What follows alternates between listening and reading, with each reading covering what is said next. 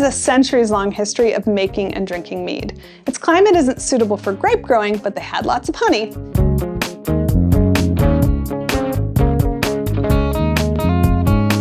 Hello and welcome to My Tiny Bottles, the project where I'm exploring my grandmother's legacy of miniature liquor bottles, one tiny bottle at a time.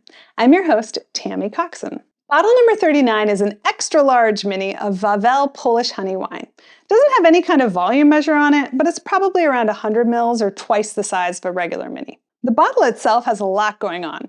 Its squat shape is similar to the bottle of Vat 69 Scotch I talked about a few episodes ago, but with a shorter neck that's wrapped in string, ending in a little wax seal with the name of its producer, Miliejow, on it. The name Wawel references the royal palace in Krakow, Poland, and the outline of the palace is actually integrated into the name, resulting in just a great-looking label. The bottle itself is clearly made for export because nearly all the words on it are in English. It's got a bit of Polish, which I am no doubt going to butcher, the words Miod Pitny Troniak. Miod Pitny translates to honey wine, aka mead. The English text backs that up, calling it a genuine imported Polish honey drink made from honey and fruit juice and other natural flavors. Troniak is a grading term used for Polish mead and means it was fermented from a mix of 2 parts honey to 1 part water. Poland has a centuries-long history of making and drinking mead. Its climate isn't suitable for grape growing, but they had lots of honey.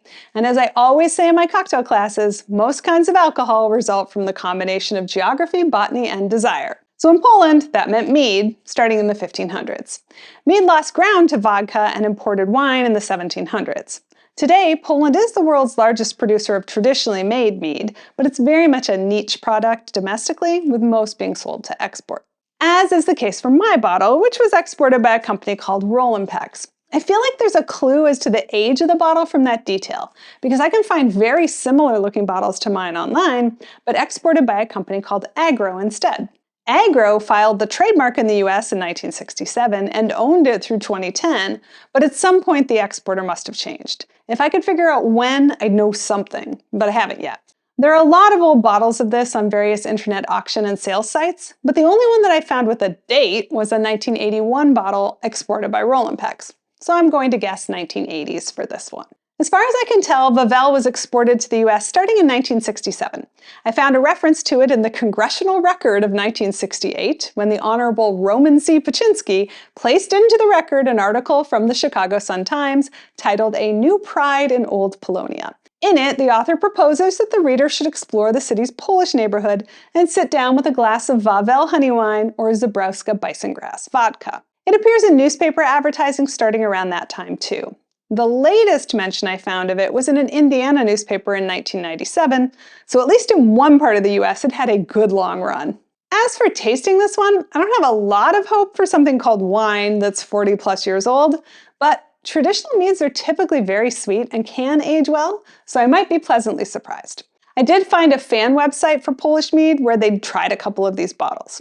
One was spoiled, but the other they described as blackcurrant dominated, incredibly mild balsamic honey, and just honey madness. So that sounds worth giving a try. And try it I will! Tune in next episode when I'll be joined by some American mead makers to taste and talk about this one. In the meantime, do you know when Rollenpex took over from Agro exporting this product?